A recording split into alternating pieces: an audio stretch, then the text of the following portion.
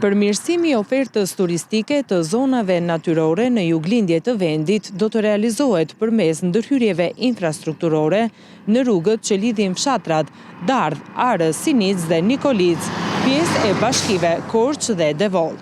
Projekti ka në fokus lehtësimin e aksesit, por dhe zhvillimin e turizmit të aventurës në një nga zonat më të frekuentuara turistike të rajonit. 4 fshatrat do të përfitojnë nga një investim prej 3,37 milion euro për përmirësimin e rrugëve dhe nxitjen e turizmit të aventurës. Banka Europiane për Indërtim dhe Zhvillim ka lidhur kontratën për rehabilitimin e akseve rrugore që lidhin këto 4 fshatra.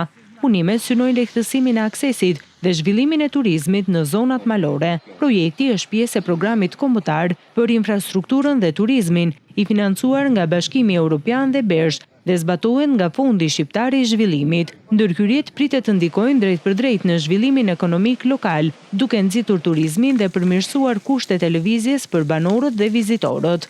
Në kuadër të këtij programi janë nënshkruar dhe kontrata të tjera për rrugë dhe energji në zona turistike, përfshirë dhe Alpet e Shqipërisë.